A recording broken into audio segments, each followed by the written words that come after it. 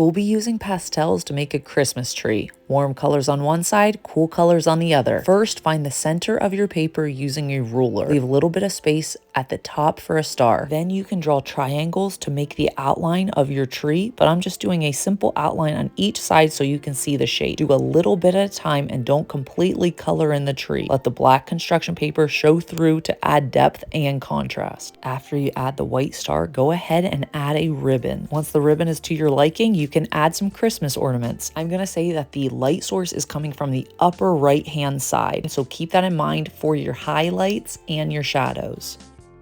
The left hand side is going to be warm colors and the right hand side is going to be cool colors. It's usually best to start darker and then layer upon it. So you can see I'm using dark green and then I'm going to layer light green on it. Again, keep in mind that the light source is coming from the upper right hand side.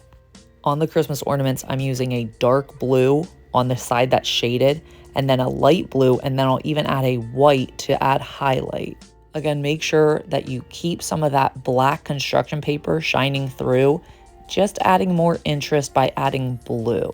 Let's go to the sky, and I'm just adding a little bit of blue on this side, and then a snowflake. Have a big snowflake and then a bunch of little snowflakes around it. The big snowflake is a lot easier to do details to it. The smaller ones, you cannot add as many details. Then add more highlights and shadows. Don't overwork this. It sometimes helps to hold your paper out further away from your eyes so you can see where you should be adding the shadows or the highlights. For the background, I'm just adding a little bit of light blue and then blending very carefully with my finger. And continue to layer upon the highlights and the shadows. Again, it's a lot easier to go from dark to light than from light to dark. When we go to the left side, it's pretty much the same exact process, except we're using warm colors. Oranges, yellows, reds. I find it easiest to work with green first and then slowly build upon the layers. Here you can see for the background, I'll be using yellow for the snowflakes and red for the background. I'm using yellow to highlight and orange or red as shadows. When drawing the ornament, it's a red circle with an orange circle on top of it. On the cool side, use purple to add interest, depth, and shadows. So now go to the warm side and add some orange highlights and also the white tops on the ornaments. I'm adding a bit more green pastel, and then on the ribbon, I'm going to make it yellow.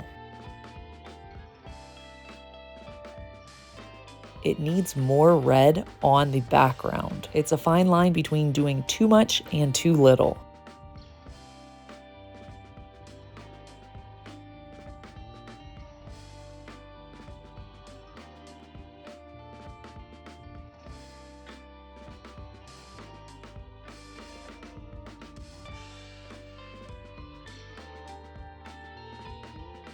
Wait for it. Remember, do not press too hard on your pastels or this could happen.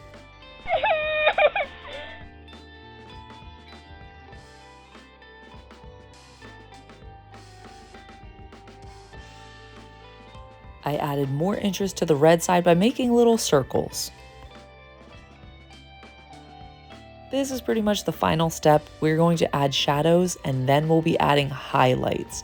I did this just to differentiate the background and the tree.